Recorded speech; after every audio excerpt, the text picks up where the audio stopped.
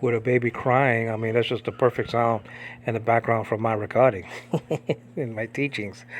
Hi, everybody. This is Angelo Quinones, and you reached I Am Ministries. I Am Ministries is designed to give you dependable and accurate answers that come straight from God's holy and inspired word, the Bible. When I say reached, that's the ed, and so you put that in the beginning of a verb, sometimes in Greek. Okay, epsilon, and it can lengthen to an eta. Well, guys, this is the final anything. Okay, probably this year in 2022, and this has to do with the Greek alphabet. All 24 letters of the Greek alphabet in full glory and full detail, by the way. Okay, this is going to be a unique study of the Greek alphabet. But this is not actually the last study of all time. I mean, I'm going to do another study, God willing. We shall do this and that, right? James says for us to say. Next year, hopefully when I get the book that I had in America, is a book that has to do with all the meanings, or the secret meanings, okay, of the Greek letters. And what a book that was to have, and I hope to get it again. And when I get it, God willing, if it comes okay here in the Philippines, well, then I'm going to share that with you, and that's going to be sort of, for now anyway, my final lesson of the Greek letters. And maybe I could do something maybe next year after that. But for now, these three parts will be it for now. Well, let's get at it, okay? This is sort of a bird's eye view, but a deep view of all the Greek letters of the Greek alphabet. That's like saying it twice, by the way, but anyway. Okay? That's just it. All right, now, so this is the deal.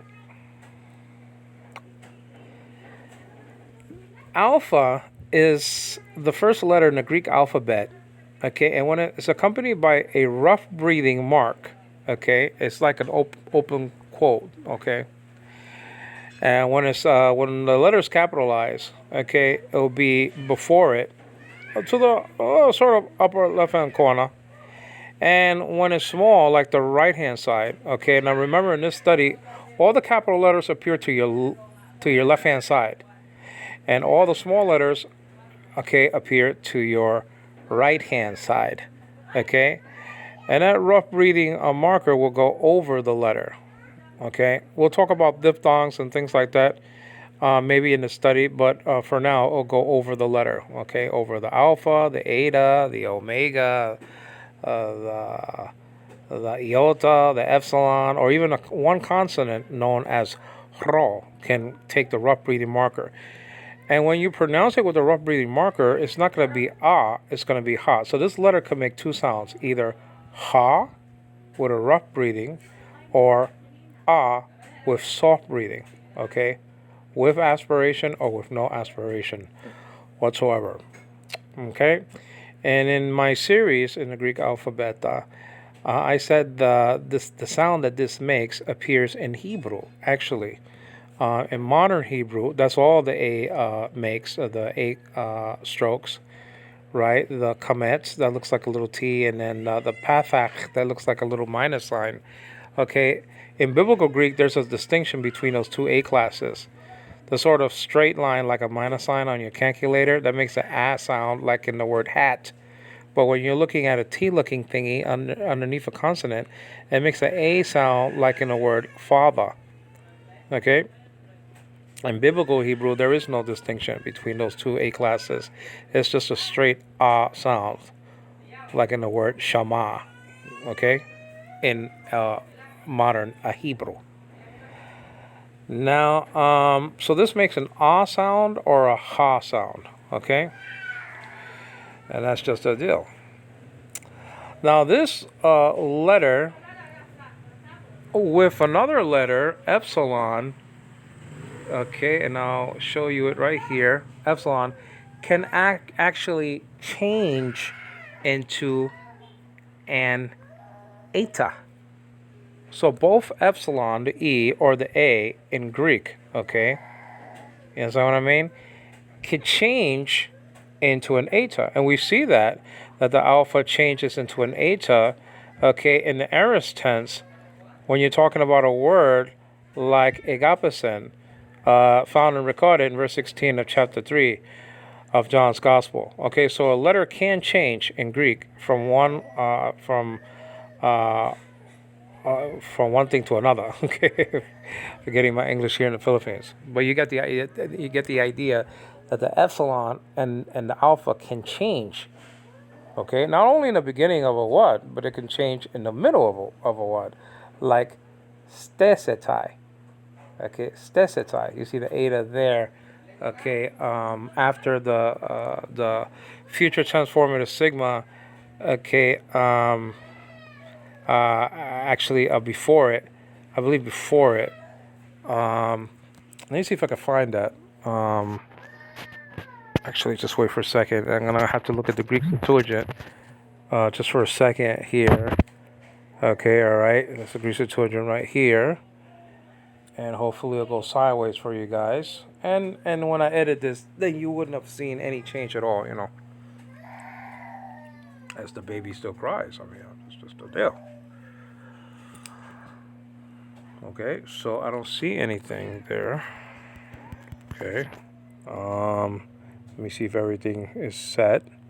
And everything's okay there. I don't know why it's not coming up. Okay, let's see here. Okay. That's my wife, by the way, in the background there. Oh, there goes Eureka. We found uranium and now it's very packed. Okay, you understand what I'm saying? Okay, so let's go to this. Okay, actually is Malachi and not Malachi by Micah actually has that example. And that's just a deal. And I think that's the epsilon there changed into an eta in the stem. Okay, I think that's what happens there in that Greek word. Okay, so let's get it right here. Micah's right over here in the bottom. Okay, all right, and let's punch up chapter 5. You understand? Chapter 5 and verse 3 in the Greek Septuagint, though verse 4 in the other texts, such as the Hebrew and English texts. Okay, and that's just the deal. Now, let's get this. And it says over here, kai stesetai. So you see the stem there, stay, but that eta changed, I believe, an epsilon there. Okay, so that's now part of the stem. So, and then you see the sigma, the future transformative sigma with a connecting vowel and the personal ending tie. Okay, the personal ending tie. And so stesetai is he will rise or he will stand. So you see that recorded. That's very important because Jehovah's Witnesses try to prove that Logos had a God before the incarnation, but this is for the future. So the future transformative sigma is very powerful against the Jehovah's Witnesses at this point. Okay, as I lose my breath. You know what I'm saying, guys? All right, so let's go back. So it's actually just one eta there and then a connecting vowel, epsilon. Okay? So the letter eta, okay, lengthen, okay, another Greek letter. Okay, so let's go here and get this there. Okay, so let's see, and I'll be right there, right? Okay, so I guess that I could just go to any, that's the picture of my baby. Okay, Sean Donnelly. Okay, so let's just go back to the Greek alphabet, though. Okay, you understand what I'm saying? And that's it.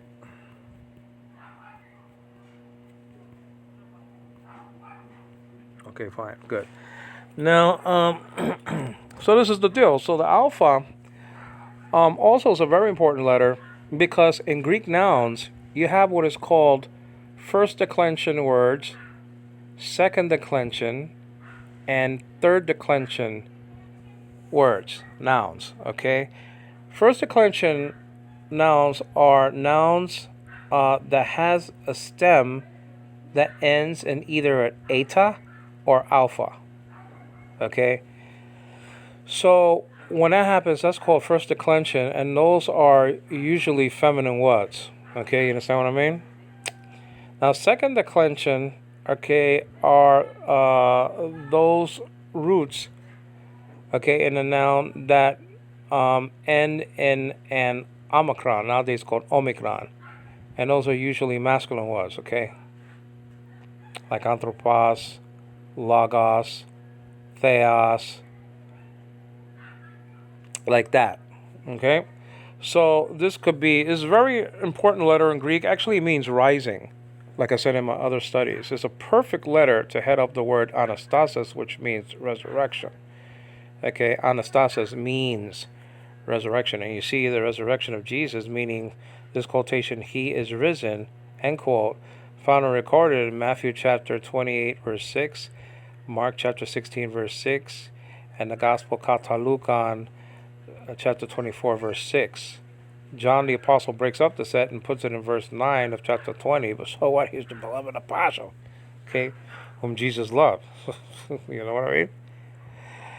Okay, now this is the first letter in the word or the name Abraham. Abraham in Greek. This is a very important letter also because the alpha, along with the iota, okay, the I, can point out an infinitive construction. Also, this letter, along with the iota, okay, the iota, can point out, okay, can be a part of a spelling for a conjunction, okay, like chi. Okay, so this is just absolutely essential to absolutely to know this letter and to understand it. So this is one of the letters that looks like the English letter A. That actually looks like an English letter. And so this looks like the English A, doesn't it? So that's a great help. That's just a deal. Well, let's go on here, okay? And let's look at another Greek letter. Now, before we do, we see the alpha and these two Greek words over here, okay? You see that, okay, the Greek word arche, known as or pronounced as archi in modern Greek, has this letter. Okay, but there's no hard breathing marker. There's a soft breathing marker, I should say rather. So it's not ha, it's ah. Now in the word harmatia, which means sin, okay, that has a rough breathing marker, so it's pronounced ha, even though you don't see it on the screen here. Incidentally, all of these letters, I did all of these letters by using Corel Video Studio Pro X6, and I used a program within that program called Boris Graffiti. In that program, it's an amazing program. Okay, actually, it could create sparkles in the background. It could make these letters move at 360-degree angle, basically any angle, and it could give it metallic or plastic shapes and different colors and sizes. So it's just amazing. It's absolutely amazing, that program. Okay, so if you're wondering who did these, okay, yours truly did this, okay, several years back. Okay, you can't find any of this outside of my studies. You can only find them, okay, there in the Great Trinity Debate and teachings like this one and the other one I did on the other YouTube channel, ANGELO KYKY QUINONES. So let's hasten, okay? Now the next letter is actually called, okay, beta. Beta. Spelled out in English, B-E-T-A. Now this is the B in Biblical Greek. In modern Greek, it can be a B or a V. That's why it's called vita. It's not called beta. In modern Greek, it's called vita. Vita. This is the first letter in the word for book or Bible, okay, biblos, in Matthew chapter 1, verse 1. And it's also the first one in the word Bethlehem, Bethsaida, Okay, understand what I mean? And the word baptiz or baptism begins with this what? Actually, the deep things of God, bathos, I believe that is in I think recorded in verse 9 or 10 of chapter 2 of 1 Corinthians. That begins with a beta. Okay. Now, this along with other Greek consonants such as tau, kappa, and things like that can reduplicate. Okay, this is a consonant, not a vowel. This can reduplicate. Vowels can reduplicate also. You call it vocalic reduplication. Uh, when a consonant reduplicates, you call that, okay, consonantal reduplication. So this is beta. Okay. In Hebrew, the equal to this is bet. Okay, bet. Okay, so let's go on to the next one. Now, this is the G letter in a biblical Hebrew, but it's the G or the Y in modern Hebrew. Okay? Now, the capital version of this to the left, okay, is the first letter in the word for the book of Galatians. You'll see that there in your I believe, United Bible Society's 4th edition. You have that there. So if you don't know this letter, you can't find Galatians in your Greek New Testament if they don't have it in English, if they have it all capitalized, okay? All right, and this is the word for Gamaliel, the letter for Gamaliel, I should say, that heads up his name. Gabriel, okay? Galilee. And it means like a stem of a plant. Okay, it's like the stem of the plant. This letter in that meaning is the perfect letter to head up the word, okay, Genesis, because it means, okay, it means like the stem of the plant or like the beginning of something. You know what I mean? Now getting back to beta, this means rising or basis, rising or well, actually foundation or basis, and actually alpha means rising. Alpha means rising. Beta means foundation or basis. Gamma means like a root or like a stem, the shoot that shoots out of the plant. You know, you have a plant and what shoots out of it. That's the meaning of this Greek letter.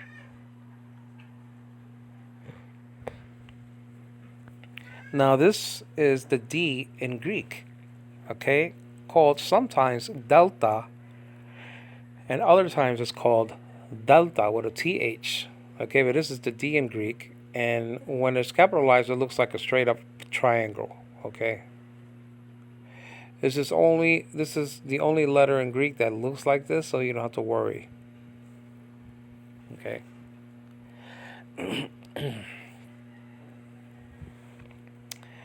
This is found and recorded for David's name.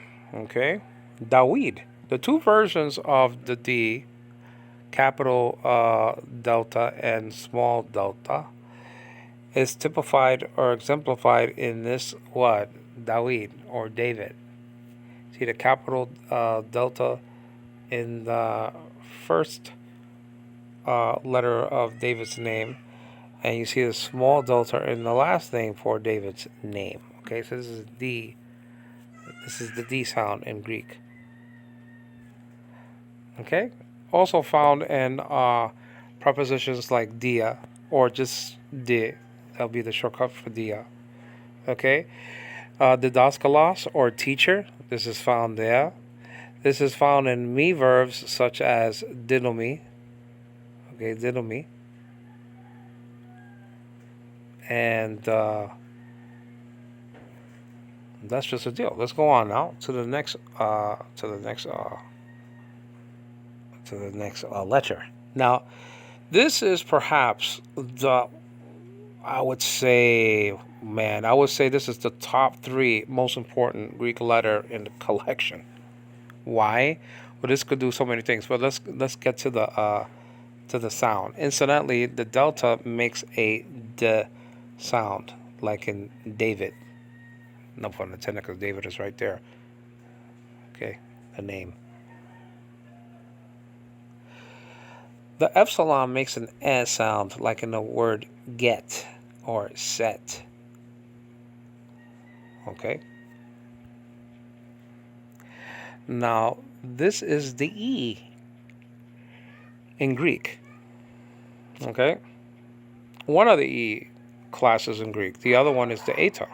But this is the E sound. This makes an E sound like in the word get. Now, in Hebrew, you have two distinct E classes in biblical Greek.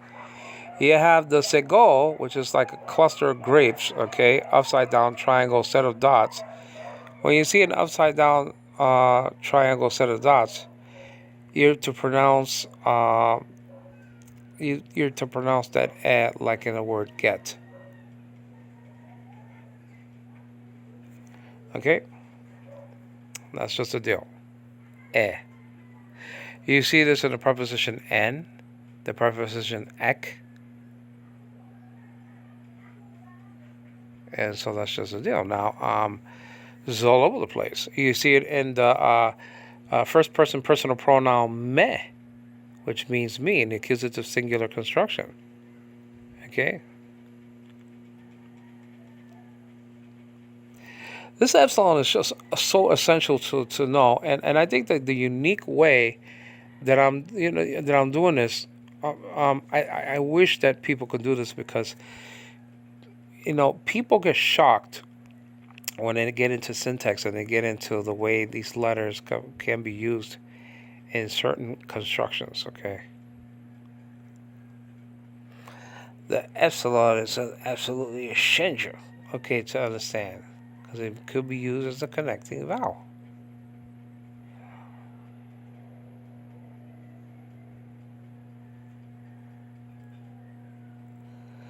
The epsilon can be used as an augment, sort of the ed, but the ed in the beginning of a Greek what, such as egeneta, which means emerged or became. Okay? Epsilon is also known to act like a connecting vowel, like in the word tetelestai, which is in the perfect tense. The tau in the beginning of that Greek word, okay, was doubled in the perfect, and so there was a connecting vowel. There's a connecting vowel in the middle of the word tetelestai, which means it is finished, or it has been finished, or it has been done, or it has been accomplished. It's in a perfect tense. So the epsilon is a connecting vowel between the two T's there. Also, the word that we saw earlier, okay, stesitai. I see that the, okay, epsilon is used, to connect the future transformative to the personal ending tie.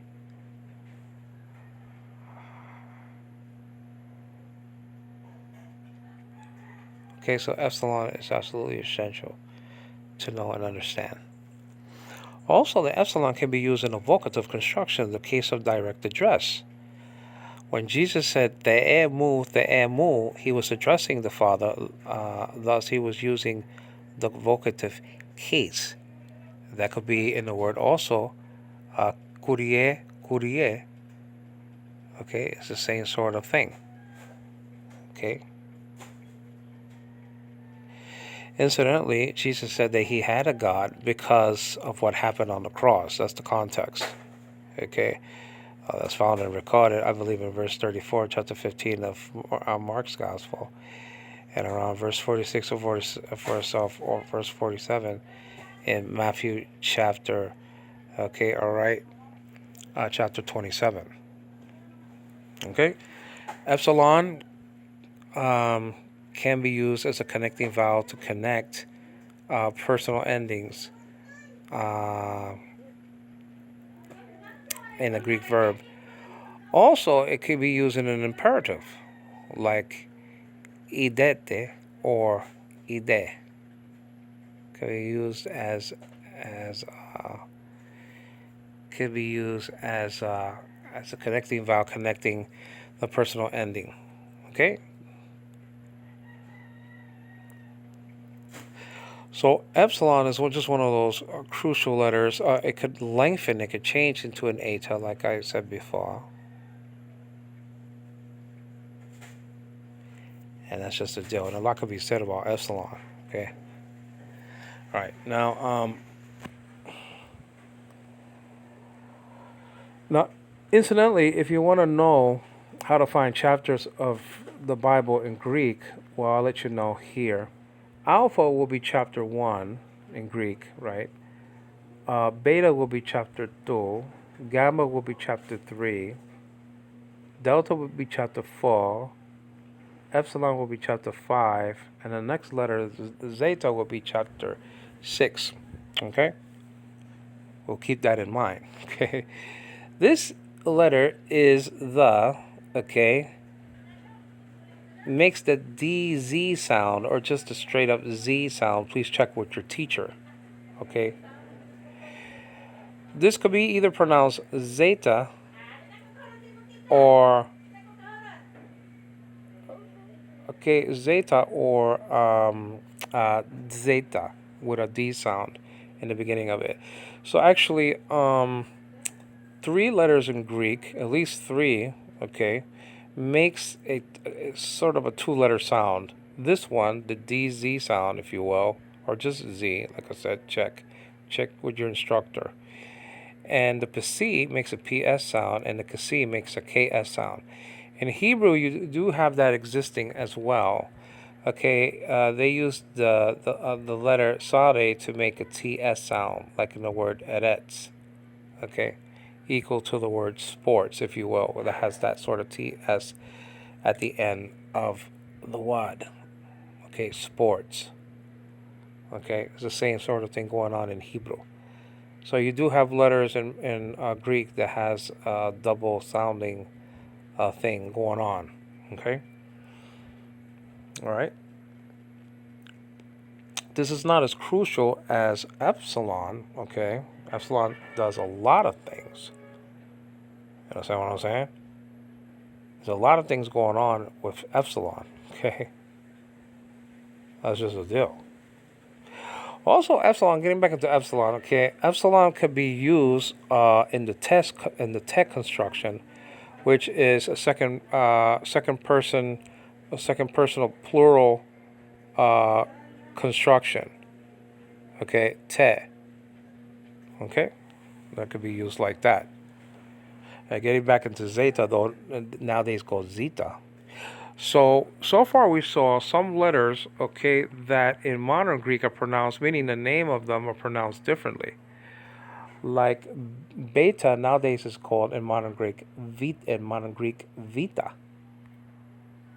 Okay. And zeta in modern Greek is called zeta. Okay, zeta, not zeta. The modern Greeks don't like that I, and a sound. They've done away with those sounds as much as possible. They don't like the I, the a, and the That's why in modern Greek, John 1:1 is pronounced like this. Εναρχή είναι ο λόγος και ο λόγος είναι προς τον Θεόν και Θεός είναι ο λόγος. Εναρχή είναι ο λόγος και ο λόγος είναι προς τον Θεόν και Θεός είναι ο λόγος. Okay, they love that, okay, E sound. Zeta. All right, let's go on here to the eta. Now, this is a crucial letter in Greek, along with the epsilon. So far, we saw 2 of the most important letters in Greek. Okay, this is the eta. and this is a vowel. Okay. Let me just backtrack a little bit before I get into the eta, and just tell you which ones are vowels and which ones are consonants. Okay. This is the vowel. Okay. This alpha is a vowel, one of 7 or 8. Okay. And then beta is a consonant, gamma is a consonant, delta is a consonant. You understand what I'm saying?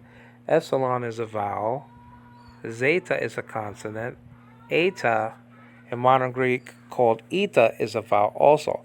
In biblical Greek, it is the e vowel, like in the word they. The e and the y in that word they, like they are going to the store, well, makes an a sound, okay, a. But in modern Greek, this is called eta, and this is an I class. So it's no longer E class like in biblical Greek. It's an I class, okay. Yeah. Oh, okay. This is my wife. Okay, she wants me to open up the door. Come in, hon. Your wish is mine. Come on. Hi, my love. Wait, she has, what happened? She's okay? Yeah. Okay. I made the bed already, huh? So you can put her there. No, because she has alone there. Okay, okay. Okay. Okay, hi, my love. Is she sleeping? No.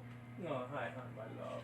I'll get to you guys in a second. Anna Devay, my daughter, is here. Hi, my love. Come. Whee! Okay, my love. Hi, my love. It's me, Daddy, my love. It's me. It's Daddy. It's Daddy, my love. It's me. I love you so much, my love. I think Daddy loves you. Daddy loves you, my love. Okay, my love? Daddy, I love you too much. Okay, come down a little more down, okay? Okay, my love. Okay? Okay, you're sweetie Daddy. Okay? You just put it like this, my love. Okay, my love? Okay? And be a good baby. That's Anna Devane, one of my babies. Okay. And she just joined us for this study in the Greek alphabet. And so if you want to spell Anna's name, let's go back to the A, and I hope she doesn't cry and mess up. It's not a Bible study, but I'm just saying. You can spell her name like this. Alpha, nu, alpha. Okay? The nu is an N in Greek. And there she goes. Ah, my love. I love you, my love. Okay. So I hope she's not in a bad mood, guys, because then I have to let you guys go.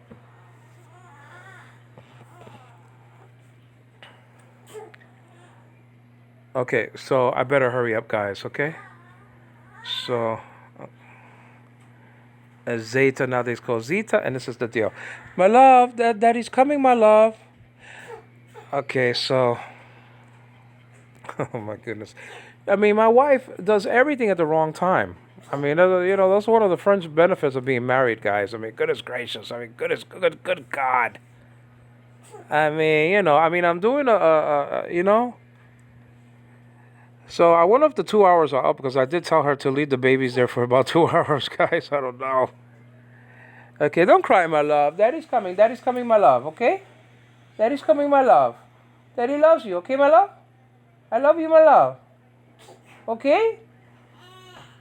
Hon, are you there, hon? I thought she was at the door. It just could have saved my neck over here. I'm sorry, guys. I mean, my babies are either with me or against me. Hello, who's that? Who's that? Ah, goodness gracious. I get to the eta and there's problems, guys. All right, so the eta nowadays is pronounced eta. That's just the deal. Now, this could be used as an article. Okay, this could be used as an article in Greek. Okay? And it could be used as a feminine article. Or in and of itself, it could be used as a construction that means maybe in the subjunctive. And I think there's a Iota subscript underneath the construction also, though. So it's actually the E and the I class. But the eta can do a lot of things. It can lengthen a letter like we saw before. It can lengthen the alpha. It can lengthen the epsilon. So it can change those letters into this letter. Okay, now somebody's making a house in front of this house, and that's just a deal, guys. I can't get a break. It's just like wood shop all over again in the seventh grade with Mr. Allen. You know what I'm saying? Way back. Yes. Okay. Can you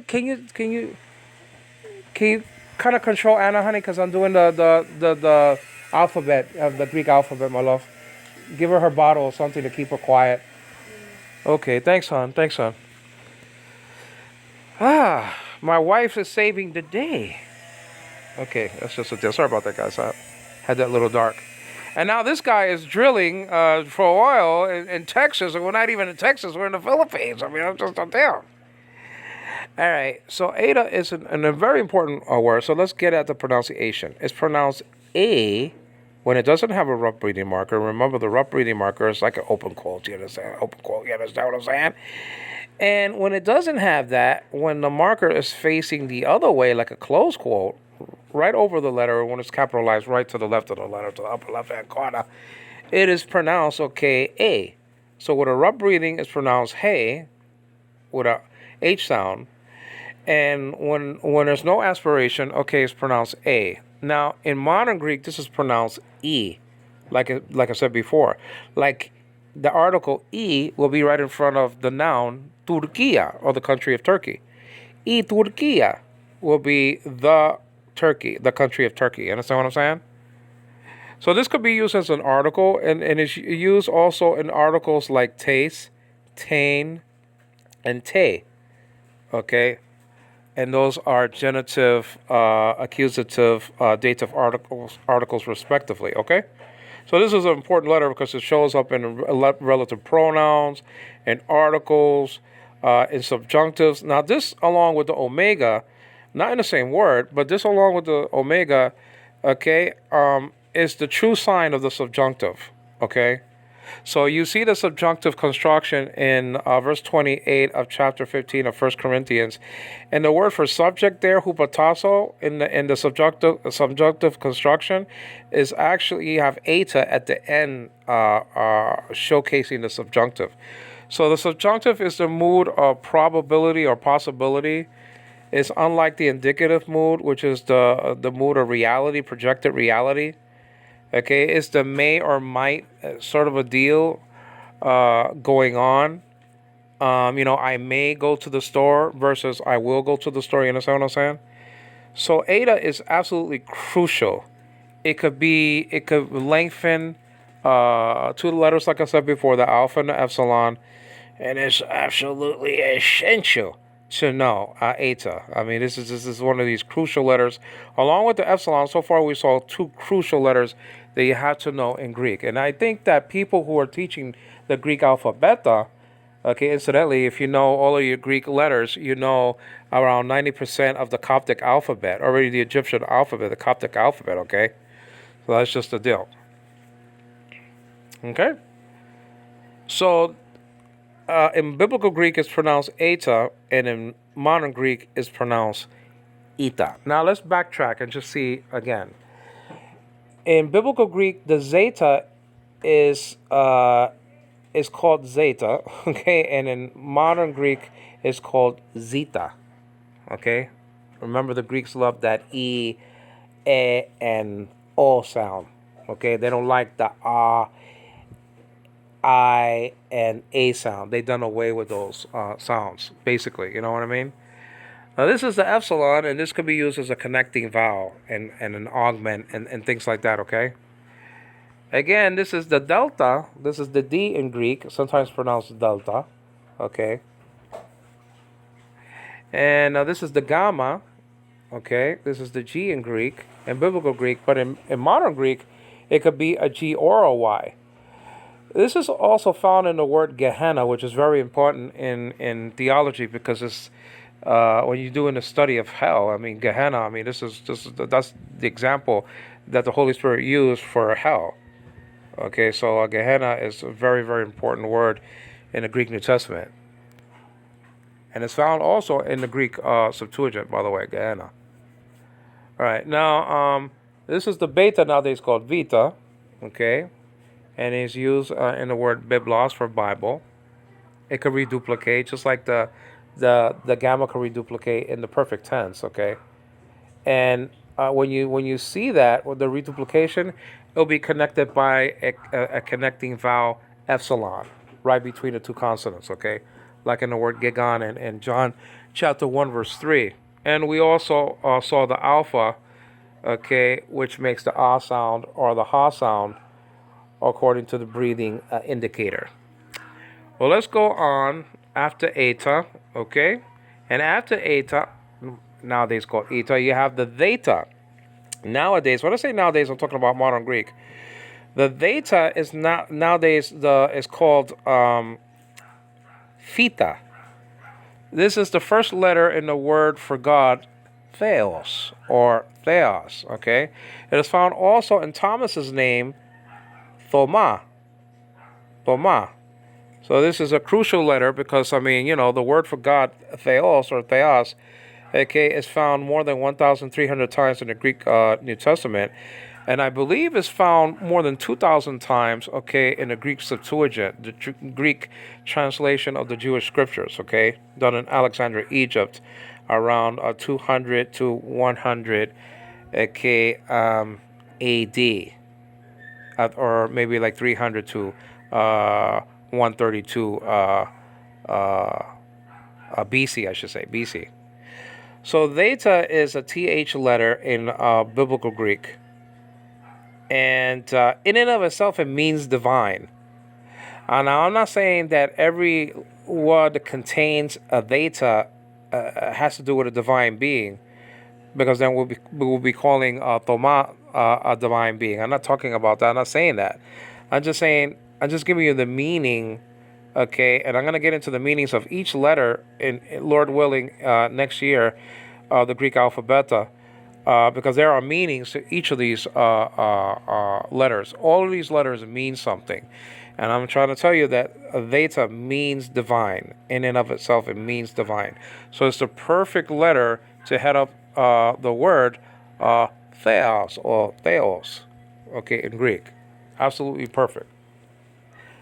Okay? Let's go to the next letter, iota. This is, along with eta and omega and epsilon, one of these very, very crucial letters in Greek, okay? Iota makes two sounds, either a E, okay, or an I sound, or I sound, I should say, okay? So it makes an I sound, like in the word in, or an E sound, okay? This is an I class in biblical Greek and in modern Greek. So basically, there's no change concerning this letter, okay?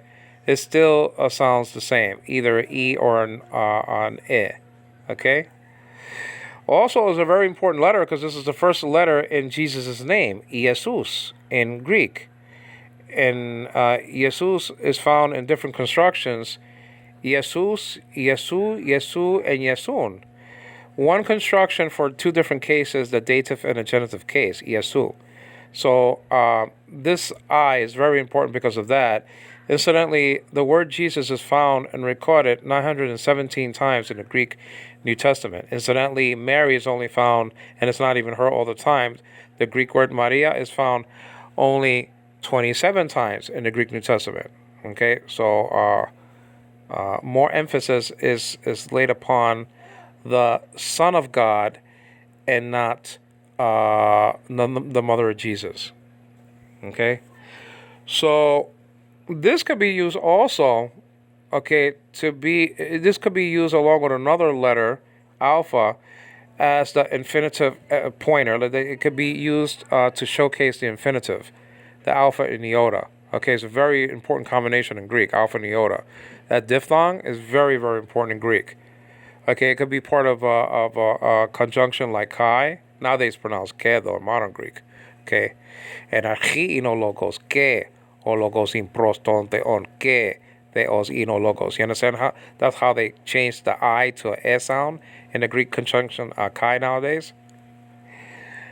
Nevertheless, the alpha and iota are very important in Greek. It can show the infinitive construction, like I said before. It can show a part of the construction for the chi, the conjunction. It could be used as a part of the construction for personal endings like my, psi, and tai. Okay. It can be used in articles to make an article plural, hoi, hi, like that. It could be used for an iota subscript written underneath a letter. That's called an improper diphthong when that happens, by the way. You see that in to, te, to. Okay, those articles, the ending letter has a little I tucked underneath, okay, the letter. And that is the true dative ending in that situation. Okay, so this could be used for the dative case, like in the word arche. You see the little tiny iota written underneath the last letter eta. Okay, so the iota is a very very important Greek letter. You see it sometimes in me verbs. Okay, like the did sort of a deal. You see it toward the end, obviously. Me, right? Me verbs like diddle me. Incidentally, uh, I believe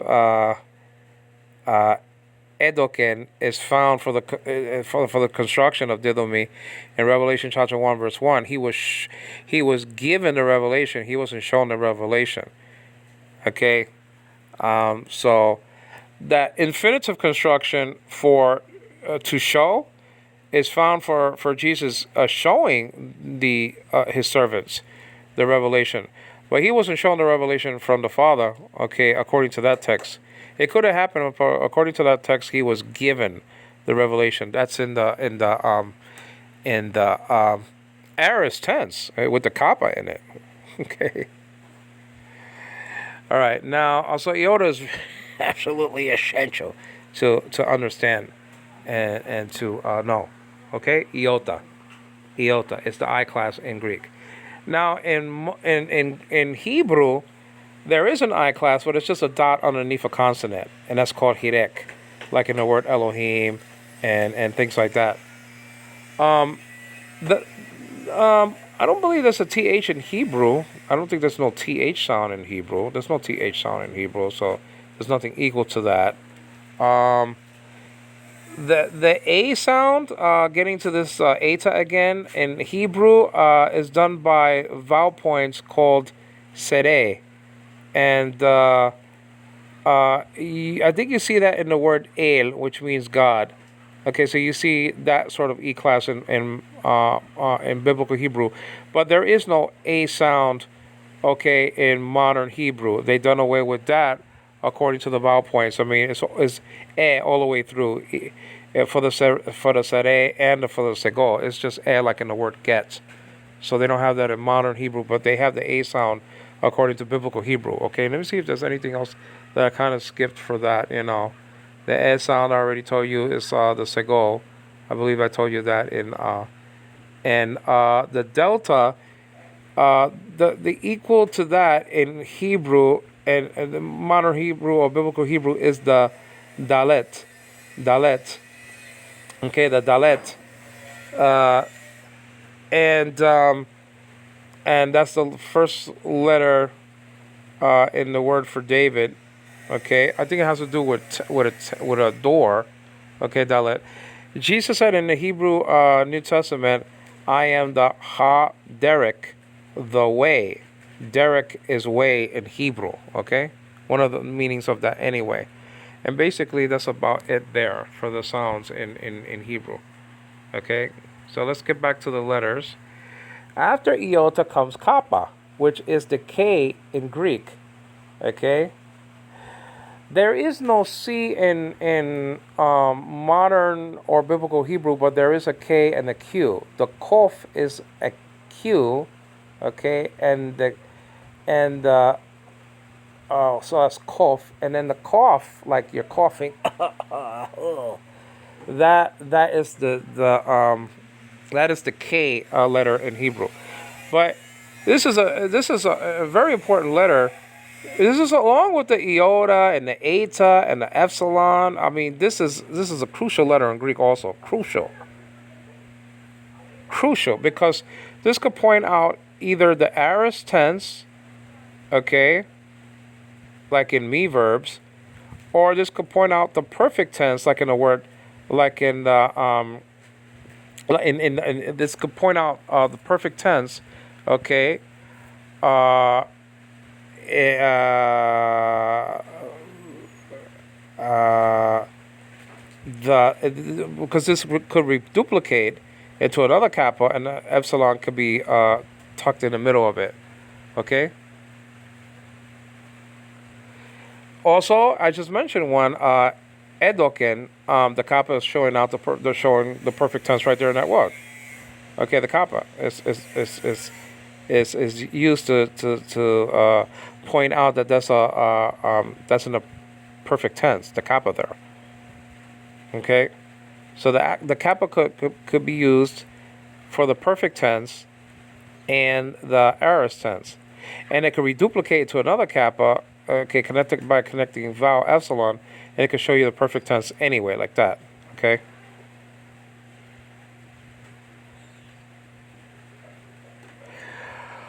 All right, so that's just the deal. Now this is the first letter in the Greek word chi, nowadays pronounced ke, so that's important. Now, the conjunction chi is very important, copulative connective, right? So that's important, and it's the first letter in the word for Lord, in the imperial form, kurios. Okay, so this is a very important letter. Okay. So this could do a lot of neat things like the epsilon and the iota and the omicron. We're gonna see now. The omicron nowadays called omicron.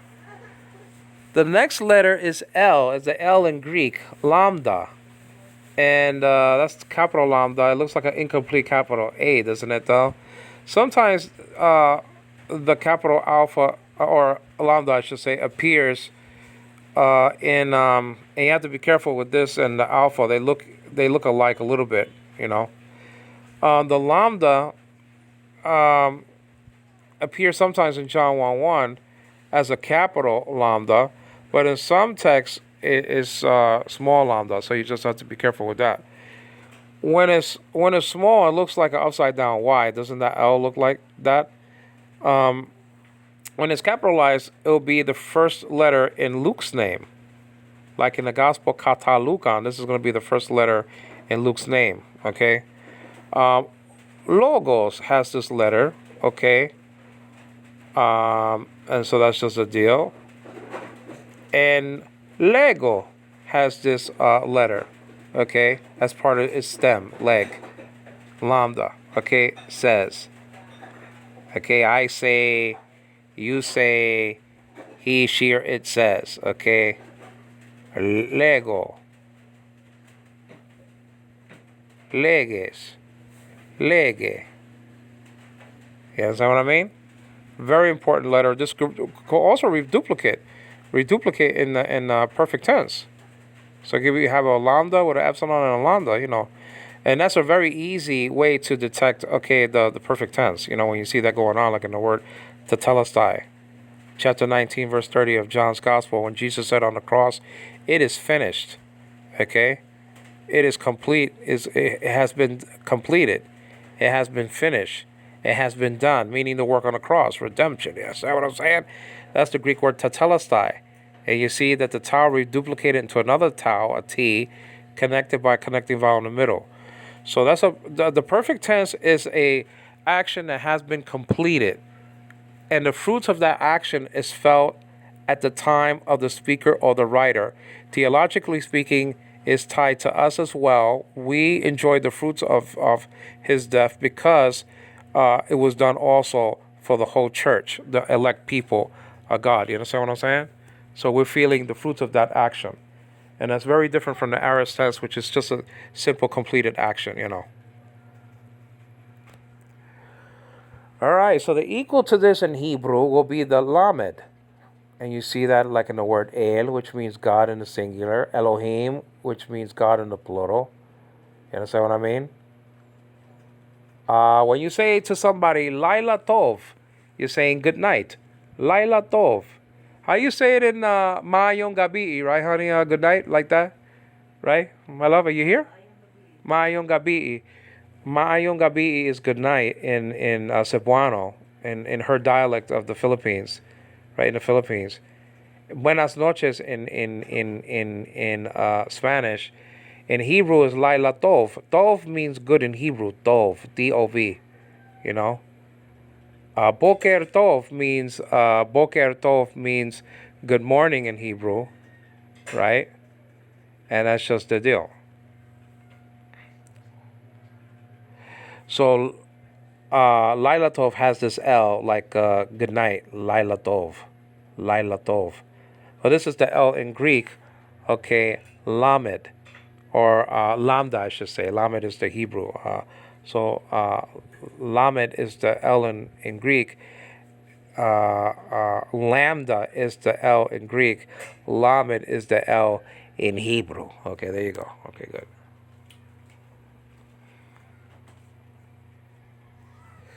Let's get to the mu, which is the M in Greek. And the mu is a very important letter in Greek because it's used for personal pronouns, first person personal pronouns like mu, moi, me. Mu means my, moi means to me, like that, and me means me. So this M is very, very important. You see it in a preposition like meta, which can mean after. Okay. You see it in Mary's name, Maria, right, or Mary Magdalene. Okay, you see that M there, and so that's just the deal. The Hebrew equivalent to this is mem, M-E-M, mem. That's the M in Hebrew, like Elohim. That's mem sofit. It's a special M that goes toward the end of a Hebrew what, like susim, cherubim, seraphim, panim, which means faces or persons, panim, echadim, which means few, like that. So this letter in Hebrew is very, very important. It makes things plural. Okay, you understand what I'm saying? We already saw one letter in Greek that makes a letter a word plural. The iota makes a letter plural. Okay, and that's just the deal. So this is the M in Greek. Mu, sometimes pronounced mu, but in modern Greek the name has changed from mu to mi. Remember, they don't like the sound oo either too much in modern Greek. They don't like the oo, they don't like the ah, they don't like the a, and they don't like the I sound. Okay, so they done away with those sounds. Okay, so this is called me and not mu. This is the M in Greek. Okay, and by the way, in Amazon.com, there's a T-shirt that you can buy. I don't know if you can still get it. I never bought it. That has a picture of a cow, and so they're teaching people how to pronounce this letter, mu. Okay, understand what I'm saying? Let's go to the next letter, which is nu, which is the N in Greek. Nowadays, in modern Greek, it's pronounced ni, like I hit my knee. Okay, so this is the N in Greek, called nu in biblical Greek. And this is the first letter in the word Nicodemus. And this is the first letter in the word Nicodemus. And Nicodemus, the archon, the leader or the ruler of the Jews, the ruler of the Jews. And it's archon because it's talking about the ruler of a synagogue. That's the difference between archon and arche. And the Jehovah's Witnesses, they don't understand that. Well, they don't understand anything anyway. You know, they said that nobody was going to go to the moon, and 24 people did. I think my wife is tired of me saying that. Okay, you know what I mean? And then nobody was going to go to space. Okay, then 600 people did, including Captain Kirk. And he went to space, guys. So you can't trust the tower. A watchtower, that is. Now, this, along with theta and gamma and beta, okay, and along with other letters like lambda, can reduplicate also. In Hebrew, okay, letters can reduplicate, but you don't see the reduplication on the page. You just see a dot in the middle of the consonant, and because of training, you're taught to pronounce that in a double way. So you don't see it reduplicated in Greek. You see the reduplication. Sometimes you don't see the exact reduplication, like in the case of data, you don't see it reduplicated as a straight data. It'll be a tau. You understand what I'm saying? But you don't see nothing of reduplication on the page when it comes to Hebrew, the Hebrew alphabet. The letters that can reduplicate, like the yod, like the sheen, like the sin, like the mem, and like the noon. In the word mim menu, man has become like quote one of us means is mi menu, and you see them an M and an N reduplicated in that Hebrew letter. And you may ask, well, how do they reduplicate a letter? Well, they just put a dot in the middle of the belly of the letter, and it tells you, because there are certain letters that could be reduplicated, and there are certain letters that could be made hard, and you just got to know that. You just got to know which letters can, by one dot in the middle of the belly, can be hardened, like the beta, right? And you got to know which letter can take the doubling dagesh.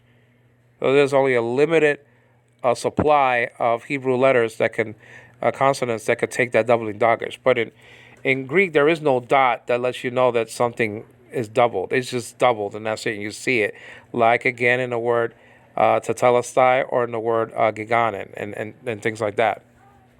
Okay, so this is the N, and sorry to say that the N, when it comes to the small N in Greek, okay, the nu, it looks like a V, but you don't have to worry about a V sounding letter in biblical Greek. There is no V sounding letter in biblical Greek.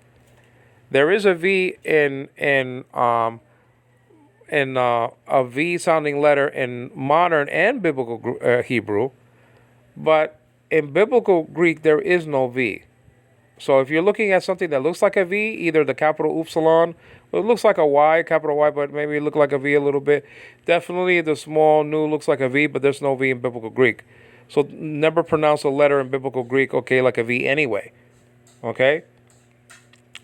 But there is a V according to modern Greek, and that's this letter can be a V and a B.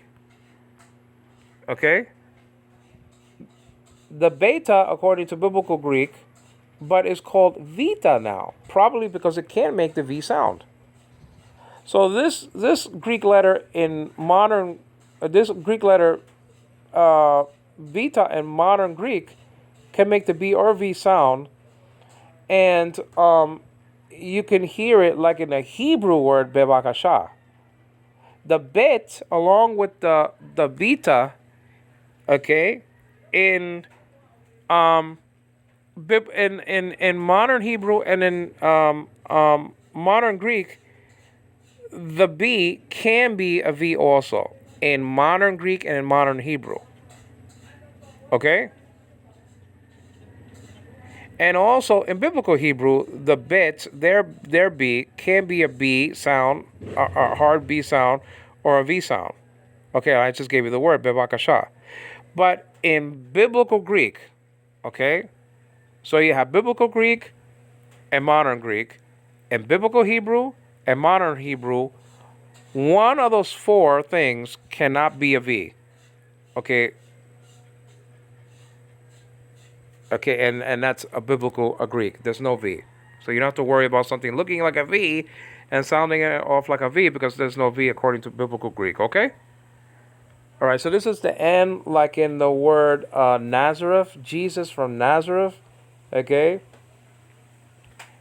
And so that's just the deal. Now we come to the kasi. This is the KS letter in Greek. Okay, the KS letter. There are some letters in Greek that makes a two-letter sound. Okay, this is one of them, kasi. The other one is psi, and we already saw the Z can make a D Z sound. Okay, the zeta.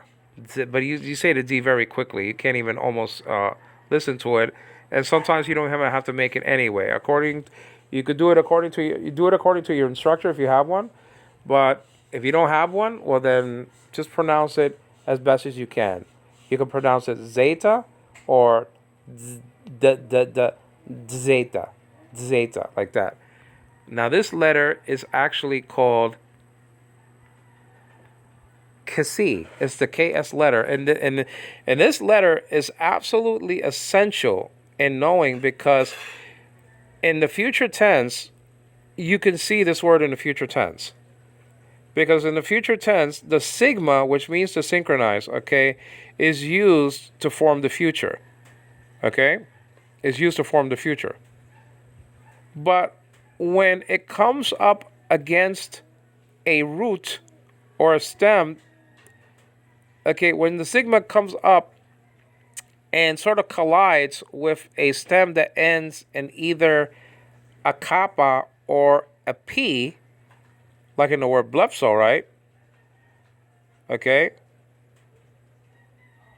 Or just like in a straight noun, sark, okay, then it could be a kasi as well. It's not only for the future tense that can happen. Okay, it can happen in nouns. It happens in nouns also, like sarks. Okay, that the root of sark, which means flesh, is sark with a ending with a kappa, and then to put it in a nominative, you put the sigma, and so what happens? It changes to a kasi, because why write off kappa and sigma if you have a kasi letter anyway? You understand what I'm saying? So in the future tense, you're gonna see sometimes this letter kasi. Okay, because it kills two birds with one stone. It could point out the future at the same time. Stick with your ending letter for that stem. Okay, so this is absolutely essential. Okay, in the future tense. In the future tense. Okay, the sigma is crucial to point out the future. In English, we say, we will go to the store. So that's in the future. In Greek, you don't say will, okay, go to the store. You just add a S in the middle of the verb, and that is telling the reader that you're looking at a situation that is that something is in the future tense. There are different tenses in Greek. There's the future tense, the present tense, the imperfect tense, the perfect tense, and then the aorist tense. Okay? The aorist and the perfect tense has to do with completed actions. The future tense has to do with something done in the future. The present tense is something that is done now or continuously, okay? And then the imperfect tense is an action that hasn't been completed yet.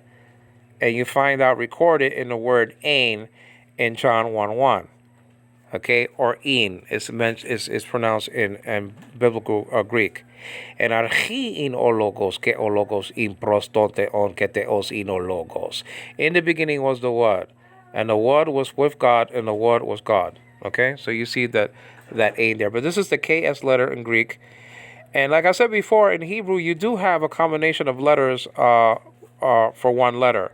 Sade. Sade is the TS letter in Hebrew. Okay? But you have more in Greek than in Hebrew. A combination of two letters. Thank you. Thank you, honey, for cooking, my love. Thank you. I make Anna's milk already. Okay, hon. Thank you. Thank you, my love. Okay. That's just my wife saying that she cooked my dinner and she made the milk for the baby, Anna Devane. Hon, when should I give the milk, hon? Oh, she's asleep? Okay. Because I can't see because I'm on a different angle than the baby is. Okay, guys, so I want to keep it down. So kasi is a KS letter in Greek. Okay? Now, this is very, very important, meaning the capital kasi, because you're going to see that in the Acts of the Apostles title, Praxis Apostolon. In the United Bible Society's Greek text, Greek edition, right, New Testament, you're going to see a capital kasi to the left-hand side. You're going to see a capital kasi for the word, in the word praxis. It's not the word down there, it's something else. In the word praxis, which means acts. So you're going to have to know this letter in order to find actually apostles. Okay, you understand what I'm saying? Now, getting to the word down there, okay, right below the capital kasi, I put the word exegesata, which means to exegete, to explain, to make known, to manifest, And we see that, okay, the Son of God exegeted or declared the Father. You see that in verse 18 of chapter 1 of John's Gospel. Okay? And the second letter here, okay, is Kasi. It's Kasi. So this is absolutely essential to read, to know this letter in order to read John 1:18, because this is the one of the letters found and recorded, okay, in this what? Incidentally, you don't get to the entire Greek alphabet until you reach verse 22 of chapter 1 of John's Gospel. Now, I don't know why I did that, but it was just a fun thing for me to do, and I kept on getting to repeated letters and stuff like that. And I think that I'm right that you get to the complete alphabet when you reach verse 22 of chapter 1 of John's Gospel. So, I mean, you guys could test me out on that, but I know that I hit it on the nail. That all of the Greek letters are mentioned in one way or another um, um, in those 22 verses. This is the KS letter in Greek, okay? Okay, good. Now, let's go to Omicron. Now, this is absolutely essential. This letter, along with epsilon, to me, okay, are two of the most important letters in Greek. We saw many important letters in Greek so far. We saw the iota can make things plural and things like that. We saw the epsilon could be a connecting vowel, and it could be an augment, and it could be it could help form an imperative, a command. Idete, ide. I mean, it could be used as part of vocative construction, like the, right? Kurie. The epsilon is essential.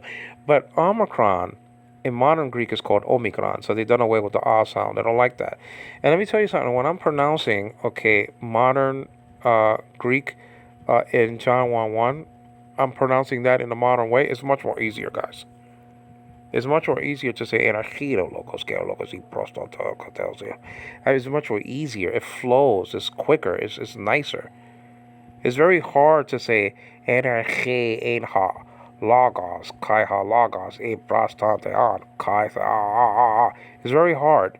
So they've done away with the ah sound. It's very hard. It's very clumsy. It just gets in the way. Ah. It's hard to pronounce like that. But oh, it's easy. Oh. Ah. you know. And so they would have loved the Jetsons, show when Judy was in love with that Elvis Presley sort of cartoon character. You understand what I'm saying? And they were saying or whatever. Come fly with me. Come fly with me. The Greeks will hate something like that, though. All right, so Omicron nowadays called Omicron. So what's the deal? Well, this also, like epsilon, can be used as a connecting vowel. That's why it's so crucial in Greek. Also, like the eta. This Omicron can be used, okay, as an article. In modern Greek, it doesn't need a rough breathing marker. This Omicron can be used, okay, to point out, okay, an article that's in the neuter construction, like ta. Okay? This is absolutely essential. And, if, in reading, Hebrews chapter 1, verse 8, well, this was used, okay, to show, okay, that the Father called Jesus God with special definiteness. That's not what I'm saying. So this could be used as an article also, ha. It could be used as a part of a relative pronoun construction, has, meaning he or who. Found and recorded in 1 Timothy chapter 3, verse 16, where the antecedent of has, that relative pronoun, okay, is found anyway in theou. So God was manifested in the flesh, regardless if you're reading the NIV or the King James, because it is not has. We know what happened to has, which turned into theos. Okay. First of all, the deity of Christ is found more and recorded in the NIV than the King James by a count of 12 to 8. So they didn't have the deity of Christ. It's just being honest with the text. It was he was manifested in the flesh, but it's the same thing anyway, because the he refers back to God, which is found twice in the genitive construction in verse 15 of chapter 3 anyway. So I still use that for against the Jehovah's Witnesses of 1 Timothy chapter 3 verse 16. I just like to say that the antecedent of has, the relative pronoun which means he or who, is theou in verse 15. So God was manifested in the flesh anyway. Okay, I sound like the son of the maid from the honeymooners. You understand what I'm saying? I have a job anyway. Okay, you understand what I'm saying? Omicron is absolutely essential. It could be used as a part of a part of an article construction or the complete article. You understand what I'm saying? It could be used as a connecting vowel, connecting and ending like men. Okay. Legamen, right? There you go. Legamen. Okay. You know, we say, huh? I mean, the Omicron, the rule is that the Omicron will be the connecting vowel before mu or nu. The epsilon will be the connecting vowel before tau. Okay? That's the difference. You understand what I'm saying? And this is part of the spelling. This is the last letter in the root for theos, thea.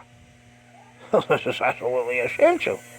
And this is found and recorded twice, okay, in the word logos or logos. So this O, I mean, is absolutely crucial to understand. You understand what I'm saying? It's found in words like for the ending stem letter, okay, words like anthropos and theos, logos, and even the feminine word hadas has this omicron. It actually is a feminine word. Hey hadas, actually found and recorded in verse 6 of chapter 14 of John's Gospel. So that's kind of funny. And thoma is actually a first declension word, you know. All right, anyway, so omicron could be used as a connecting vowel and part of an article construction or the whole shebang. You understand what I'm saying?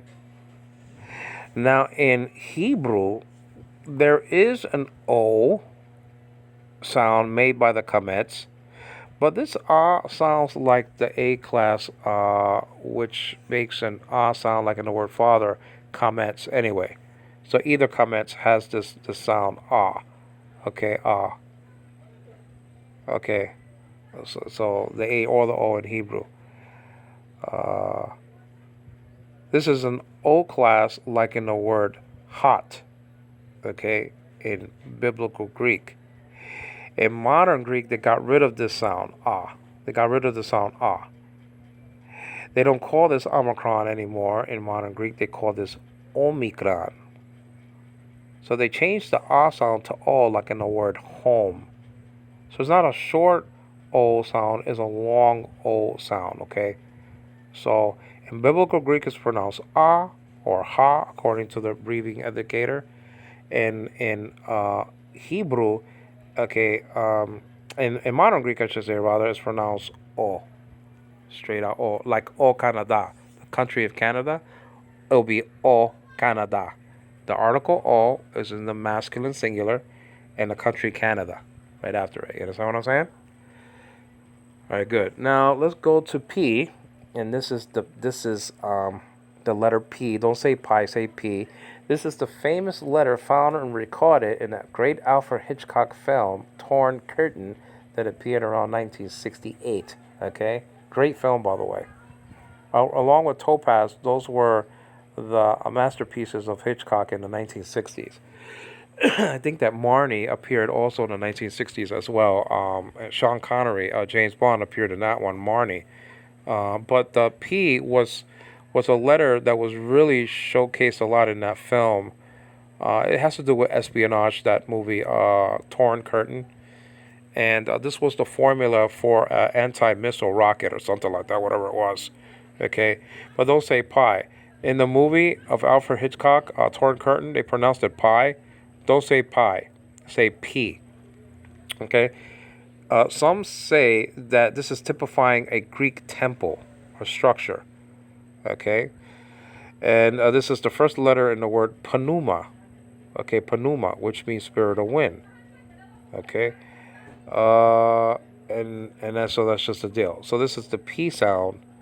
And you see it in prepositions like pros and pra, right? You see that P is very important. Very important letter.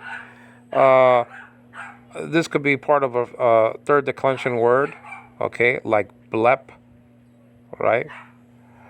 Blepo, and blep will be the ending letter in that stem there. So P, you know, praxis apostolon. This will be the first letter in a word for acts. I already mentioned the kasi is in there. Well, the P is the first letter. Okay. Well, this is in the first letter for Petra, Petras, which means Peter, or even Petra, which means rock. Okay. Petra. Okay. This is found and recorded for Paul's name, in Paul's name. Okay. Even the word for city has this Greek letter.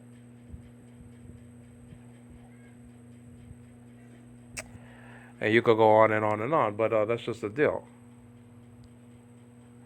You see Paulos there for the Greek name for Paul, and Petros there for Peter's name in Greek.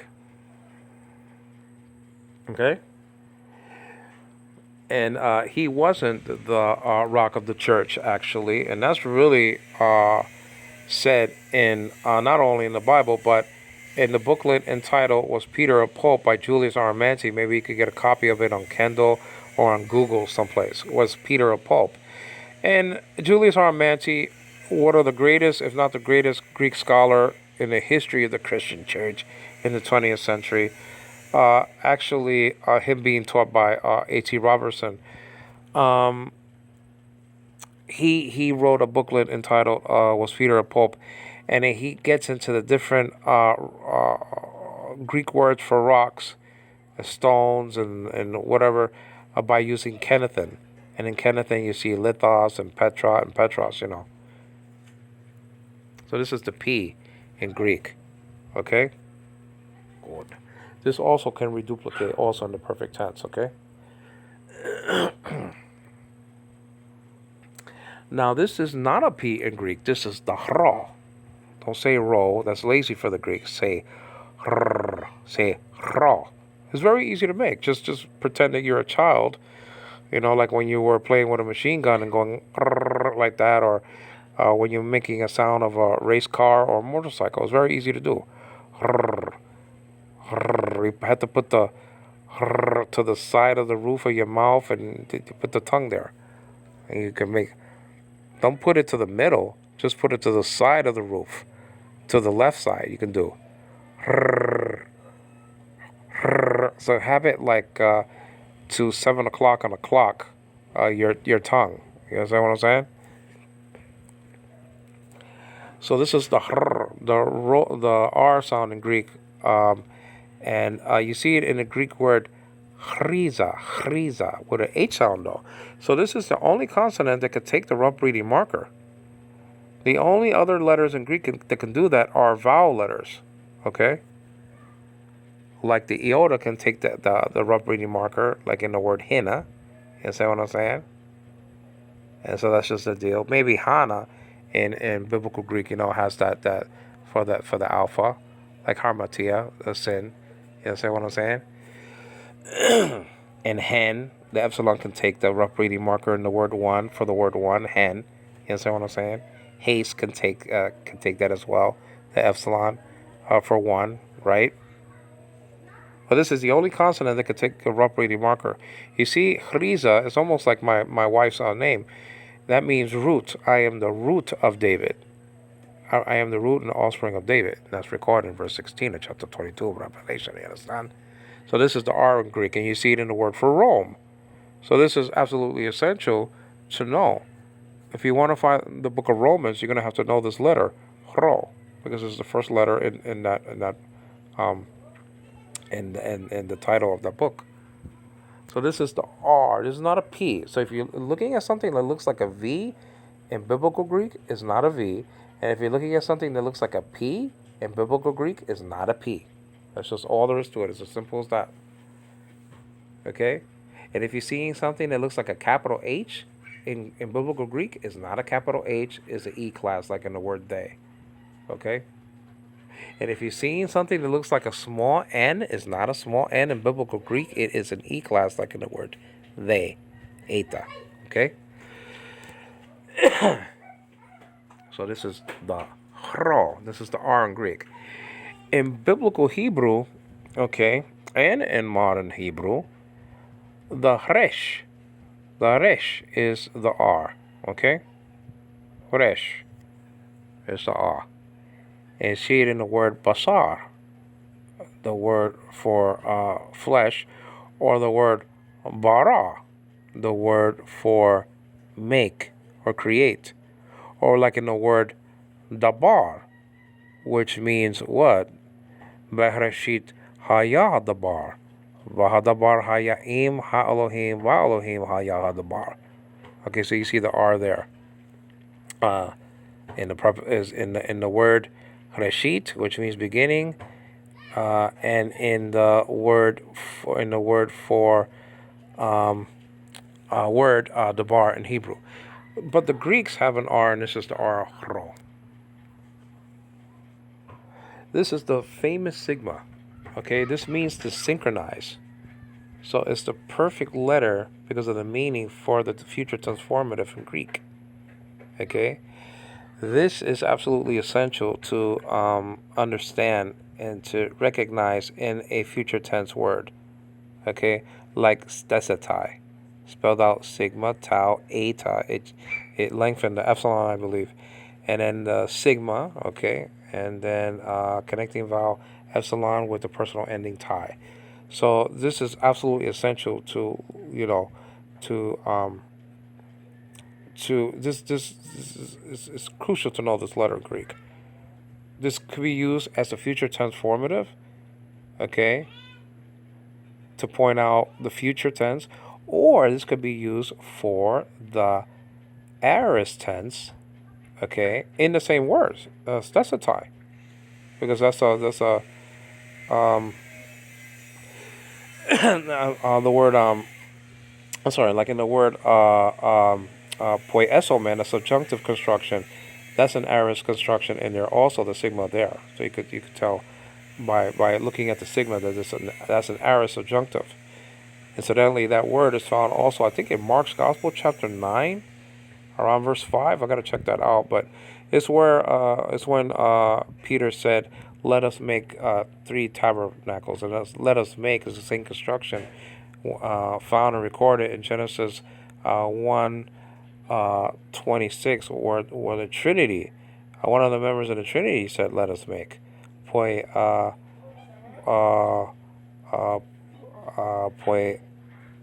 poiesomen. Okay? Poiesomen. That's an aorist subjunctive. Okay? So the sigma can point out the perfect tense also in me verbs. So the sigma can point out, okay, something's in the perfect tense, something's in the aorist tense, or something's in the future tense. Okay, you understand? That's just the deal. Now, when sigma is pressed against a P, okay, it becomes psi. We're going to see that letter. When sigma presses up against, okay, a kappa, it turns into kasi. See, that's the genius of the letters. Its ability to change form. Okay? Actually, when it's capitalized, and I don't have final sigma in here, unfortunately, though, okay? There's a different kind of style of S that's called final sigma. There's only one of those letters, final of anything, in Greek. In modern Hebrew and in biblical Hebrew, you have several letters that are known as sophete letters, or ending letters, final letters, if you will. The final mem sophete, okay, nun sophete, sade sophete, I mean, I think this there's more, and all those letters are different versions of the letter that go only at the ending of a word. Okay. Now this letter, okay, I don't have that unfortunately, but I have a sigma that can go anywhere here except for the it can go anywhere except for a capital letter. It can't be a capital letter. And I have the capital letter to the left. That can only be used for the first letter of a word like Simon. Okay. Now the tau. This is the T in Greek. Okay. There are a couple of T's in Hebrew. And let me go back to the sigma though.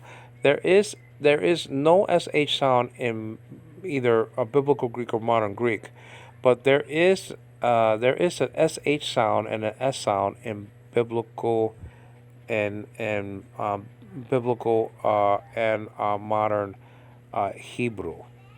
Okay, and that's the sheen and the scene. Okay, those are the scene makes an S sound like the sigma does in Greek, in Hebrew. Okay, and there is an sh in Hebrew, but there is no sh in Greek. There is no w in Greek. There is no straight h in Greek. Okay. Now getting back to the tau. The tau is a T sounding letter like like Tom. Okay. And in biblical and modern Hebrew, two letters make this sound: the tet and the tau. The tau, or the tau being the last letter of the Hebrew alphabet. So this is the tau, and you'll find it in words like tetelestai. You find it 3 times there in the word tetelestai. Well, what's so important about the word? Well, Jesus said it has been finished, and in the Greek, that's in the perfect tense, and that's tetelestai.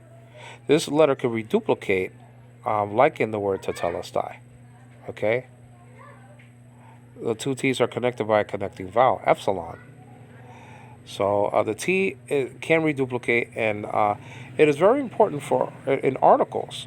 This is part of the to te to side of the paradigm, the ton tain ta side of the paradigm, the tone tone tone, the tus tas ta.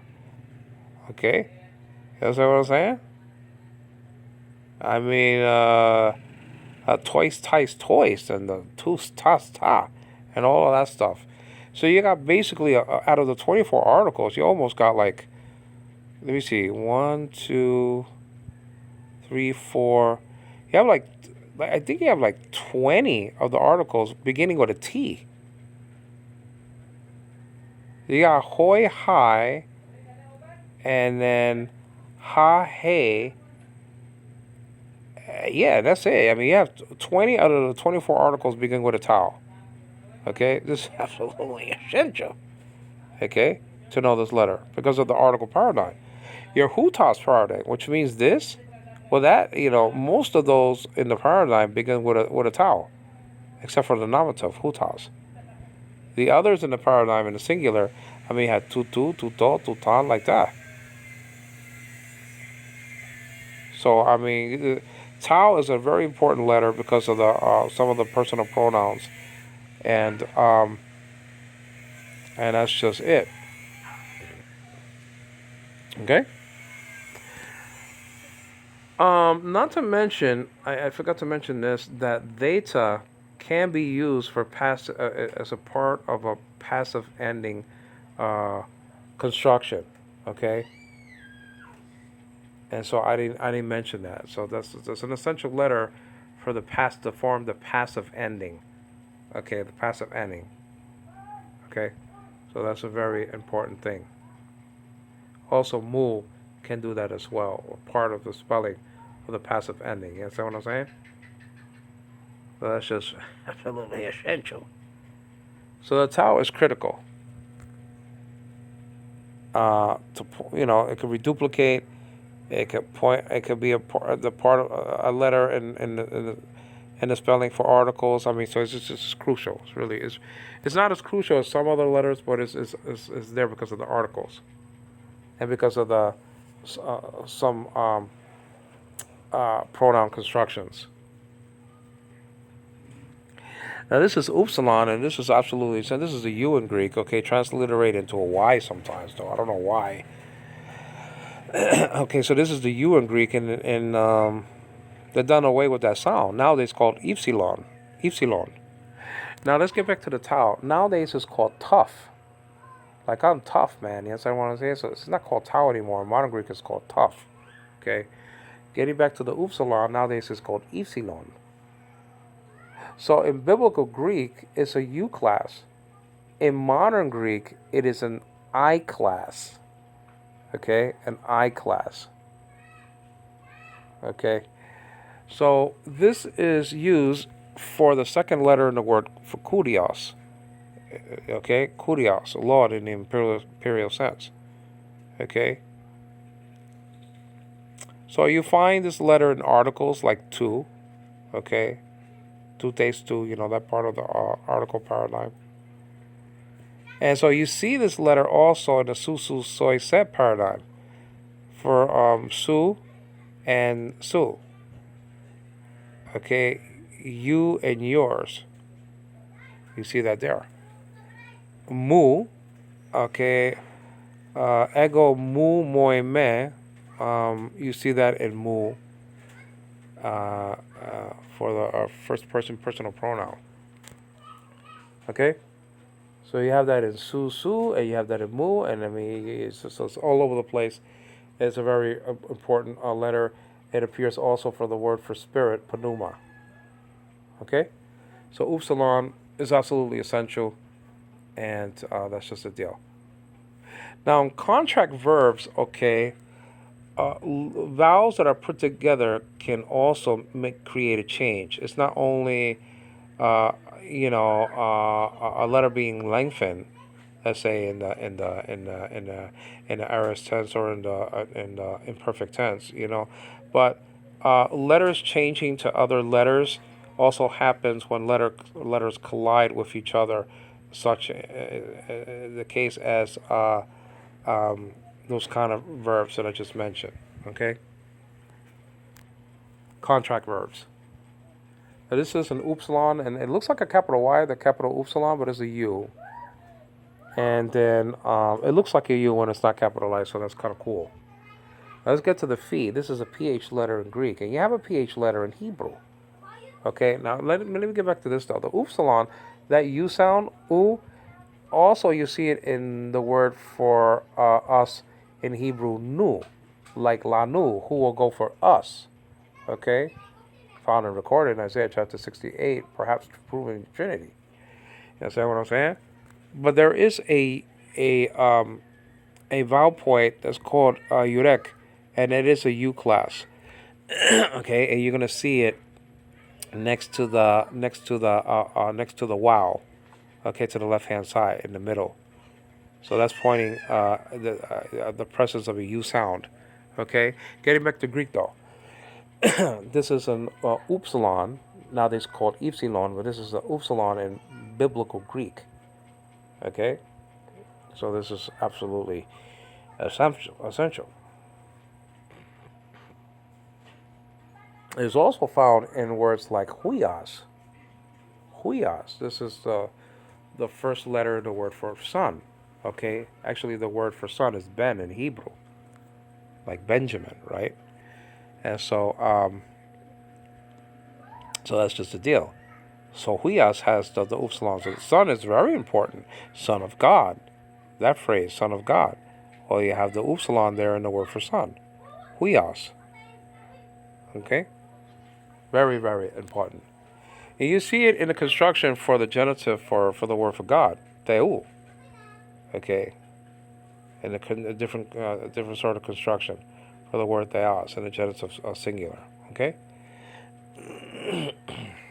You see it in the word for heavens, Uranus. You see it like that. Getting back to the phi, though. Phi is a ph letter, like in the word Philadelphia. The word like in the church um, uh, um, at Philippi, uh, Philippians, the Philippians. That title for a church, Philippians. So you see capital Phi there.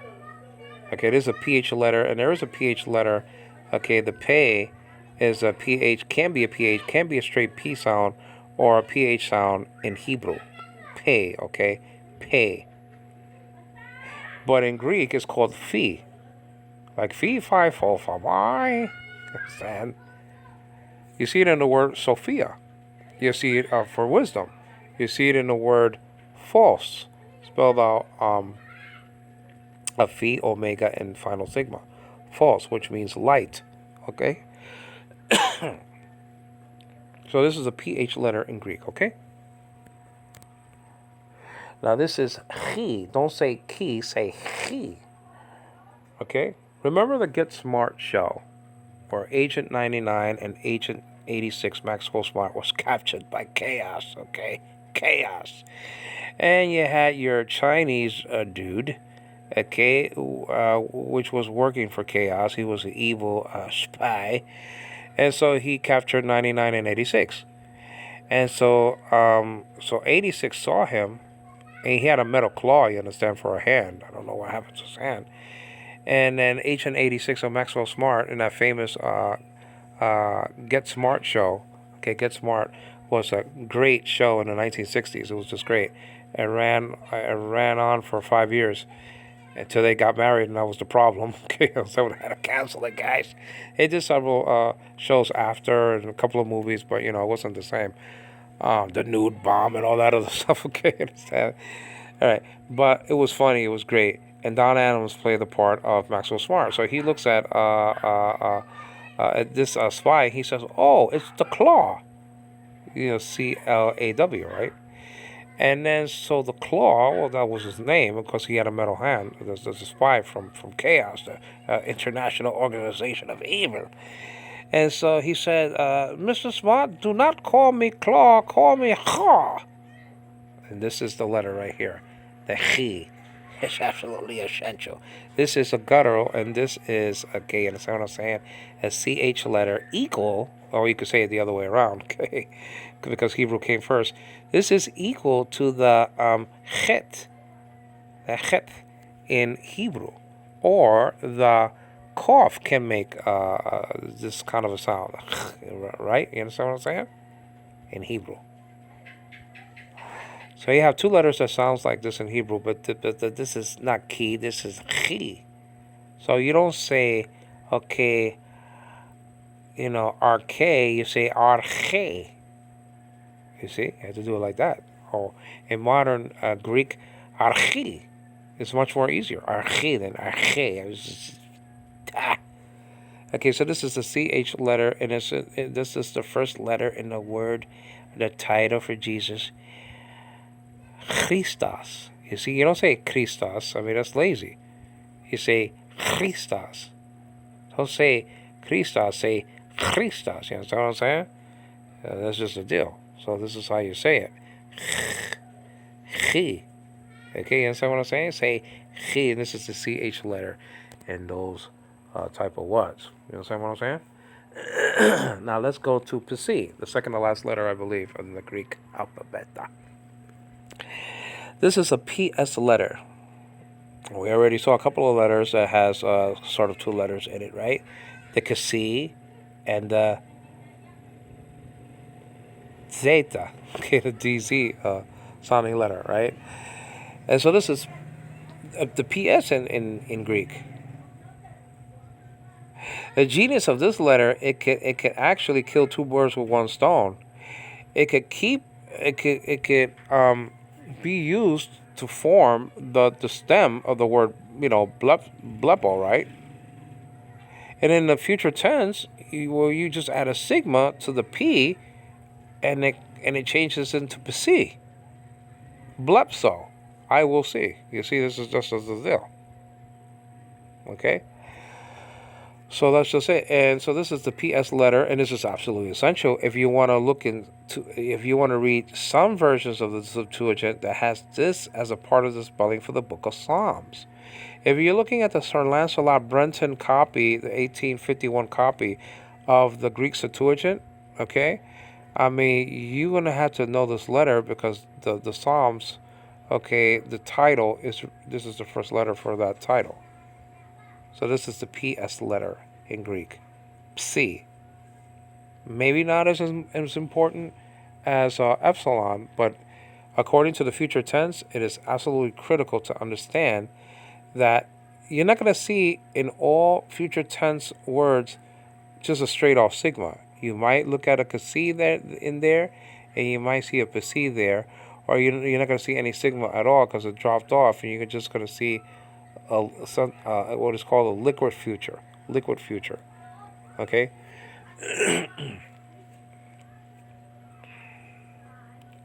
And liquids are, I believe, liquids are Rho, Mu, and Lambda. Okay, those are the liquids. Okay, and I think there's a future. There's a liquid future in the word for "I will rise." It up again. I think that's a liquid future found and recorded in verse 19 of chapter 2 of John's Gospel. Okay, Egero, something to that effect. So this is the PS letter in Greek, okay? Now, this has to do, okay, the form of the letter has to do with a trident. That'll be the weapon in the hands of the false god of the sea, Poseidon. I think that's this name, Poseidon, right? Greek mythology, or whatever the case may be. So this Psi is a trident. If it looks like a trident to you, it is a trident. Just like in that martial art movie film entitled Mask Avengers, where you're going to see this all over the place in that film. Okay? So Psi is the PS letter in Greek. So just say Psi, like in the word, or if it's a word, I mean, I don't know. Oops, or pipes, lips, flaps, pops, lamps. Okay, like that. So if you can say lamps, okay, you could say this letter C. Okay. Now we come to the last letter of the alphabet that wasn't originally the last letter of the alphabet. It was parakisma. Okay, parakisma looks a little bit like that last letter. Okay, the actual letter that was the last letter before omega. Okay, all right. Um, Parakisma looked a little bit like this, but when it was small, it was just tilted to the right hand side. Okay, and it was longer toward the sides. Okay, so that's but Parakisma looked like that. Okay, and Parakisma had to do with pregnancy. The meaning of Parakisma. The Omega has to do with emerging. Okay, emerging out of something. Okay, like that. But originally, it was not, okay, omega that was the last letter. It was a parakisma. Okay. And so imagine God saying, I am the alpha and the parakisma, the beginning of the pregnancy. Okay, so fortunately it was dropped off, guys. And we're left now with omega, which has a numerical value of 800. And parakisma had the numerical value of 900. So omega couldn't have been the last letter anyway, just according to that. So thank God it's the last letter now, and we grow fond of it. Omega is crucial because Nariri spoke about the Omicron can be used for special definiteness, like "Oh God." Okay, that Omicron, the article, could point out the "Oh," that means special definiteness. Special force, or like Old Timothy. Well, the omega is going to be there to show special force. This letter, this single letter here, omega, can be used as an O in Greek, but for special force. 1 Timothy chapter 6 verse 20. Matthew chapter 15 verse what is it? I think it's chapter 15 verse 28 maybe. I think chapter 15, verse 28, where Jesus said, "O woman," right? So this was called in the old days an inflectional particle. Okay, this and a couple of other things like a soft breathing marker, circumflex like that, or whatever the case may be. This could be used, okay,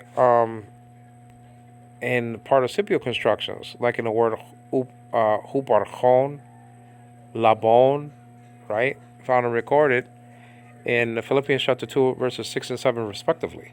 Okay? This could be used to form a subjunctive. This letter omega is the true sign, okay, along with eta, for a subjunctive construction. It is used, the omega, also in articles all over the place. To for the neuter and the masculine, okay, singular, okay, dative constructions. Ton for the genitive plurals all across the board, okay, has that construction. So omega is absolutely essential, okay. You see this in your lexicon as being first person form of a verb, okay, like lego, okay, I say. And you see it also in the word ego, which means I, okay. You see it there in that first person personal pronoun. And you see it in hon, those relative pronouns, okay? And the genitive plural side of the paradigm for the relative pronoun, okay?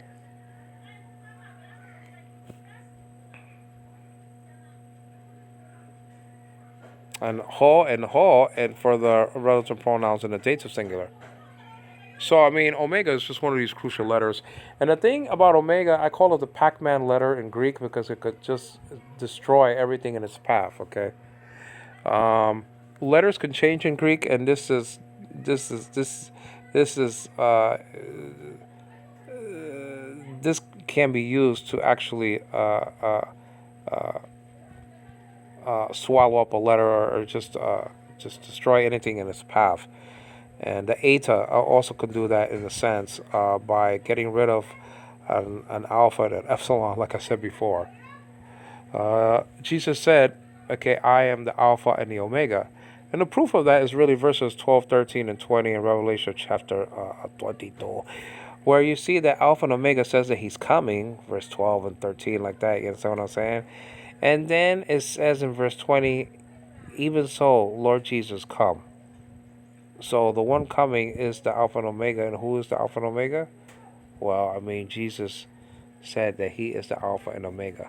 And incidentally, you know, turning around to see the voice was John, and the one that he saw was Jesus, and the one that was speaking, according to verse 8, okay, is Alpha and Omega, because Alpha and Omega is one of the titles of Jesus, okay, in that cluster of titles there in verse 8, chapter 1 of the book of Revelation. Well, guys, parting is such sweet sorrow.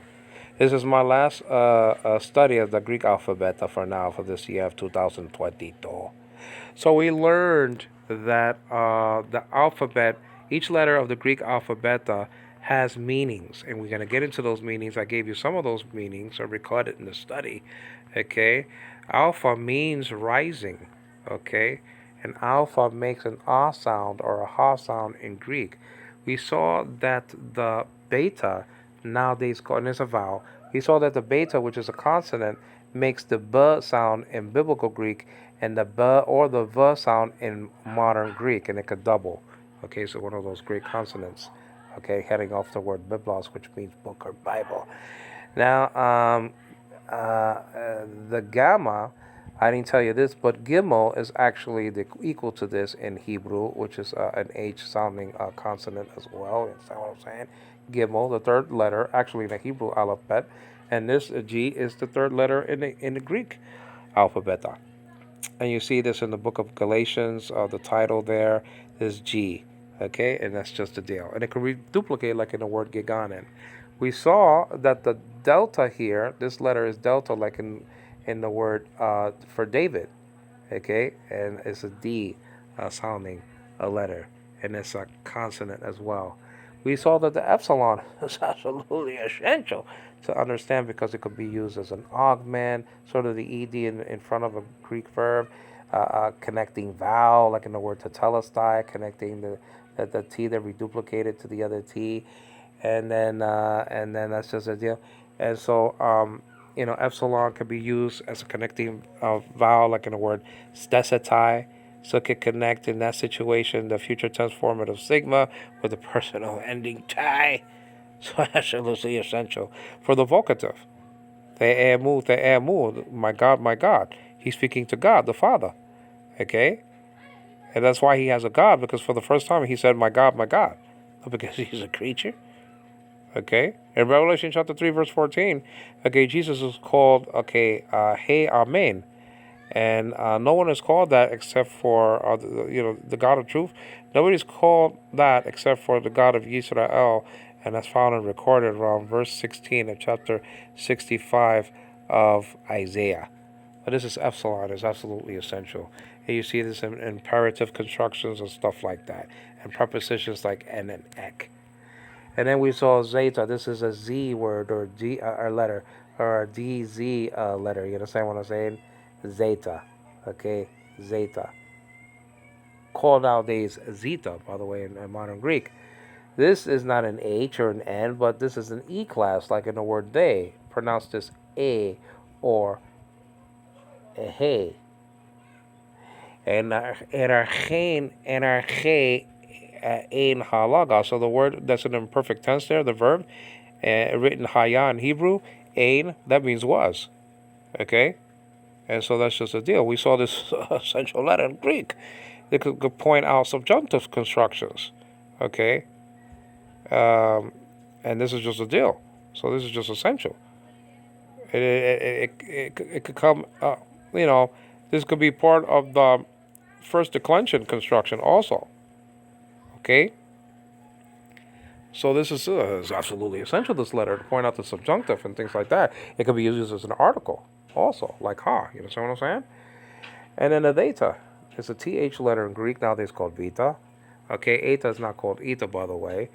And we saw that this is a th letter in biblical Greek. And this is the first letter for the word for God, and in and of itself, it means divine. Iota is an I class letter, okay, a vowel. That actually, and eta also is a vowel. Iota is a vowel and is found for the first letter in the word for Jesus, Jesus, in a nominative case construction or the other constructions as well. Yesu, Yesu, and Yesu. You understand what I'm saying? And this could make a word plural or an article plural. Okay, anthropoi and hoi. You understand what I'm saying? So this is an I class, and it could be written underneath a vowel, like omega, eta, and alpha. Okay, so this could point out the dative case, the case of interest, like in the beginning or NRK. This could be written underneath the eta, pointing out the dative case, or in the article to to. That's pointing out the dative construction, the iota underneath those letters, omega and eta. You understand what I'm saying? So this is an I class, like in or like the sounds I or E. Now the kappa is a K letter. We saw that, like in the word kurios. Okay, it is absolutely essential because it can point out the aorist construction and the perfect tense. Okay, so absolutely essential. And this is the L letter, and we saw that's in the word for logos or logos. This is the L letter. The capital version of this letter is found in Luke's name, and that's just a deal. Okay? It also could reduplicate as a consonant as well. We saw the M letter, okay, is very, very important for Mary's name. Okay? For some, first person personal pronouns from a singular part of paradigm like mu, moi, and me, and stuff like that. So this is just absolutely essential. This is M to be pronounced ma, like mom. You understand what I'm saying? And then this is the N letter. Both of these are the N letter. And the capital version of it is found for the name in the name of Nicodemus, who came to Jesus by night. That's a Genesis for time, by the way. That's what I'm saying. So this is the N letter in Greek. Now this is the KS letter in Greek, the kasi. And we saw that the future tense can be formed by using a kasi because it has a sigma inside. Okay. Also, nouns like sarx could have this has this letter. Okay, sarxy, sarx, and all that other good stuff. You understand what I'm saying? This could be used for the future tense. And omicron can be used as a connecting vowel, can be used as an article, can be used for a part of the construction of the second declension word. Okay, it's just the deal. All these beautiful things can be used, can be done by using the omicron, nowadays called omicron letter. And then we have the P letter in Greek. And it sounds like the P in English, by the way. This is the R letter, not the P. You already saw the P here. Okay? This is not P, this is the R in Greek. Chro.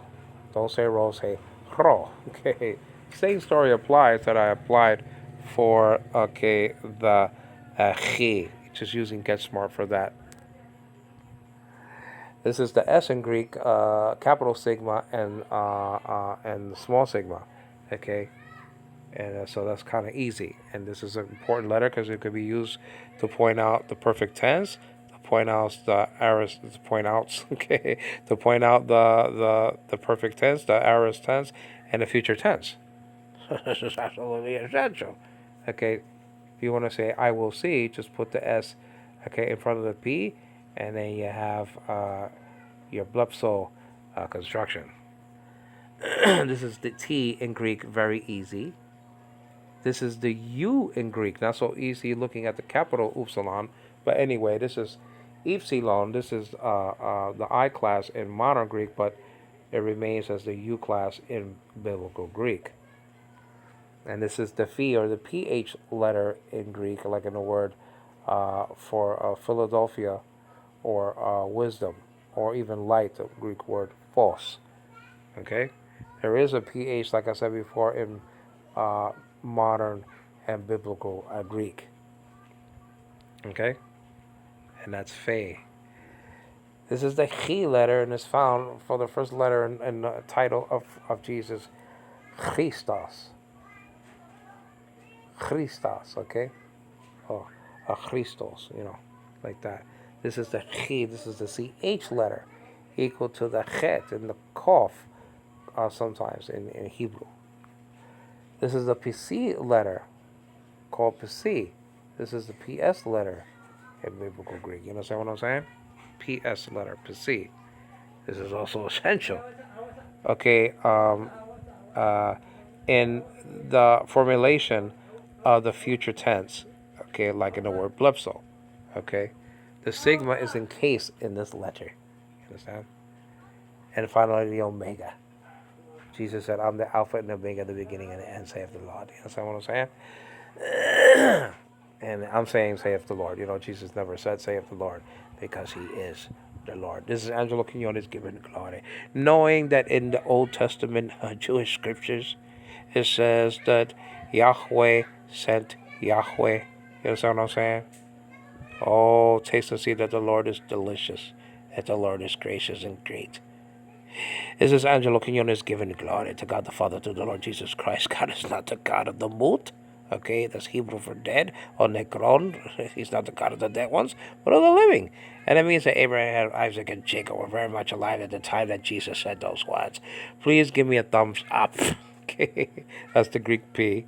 Please give me a thumbs up, and leave a comment on the screen, and please subscribe to my channel, and please share this title and my Bible studies to others who are not yet born and who are born, so they may glorify Jesus. And grace and truth came by Jesus Christ. Okay, that's just the deal. Who is the true light of the world? Thank you.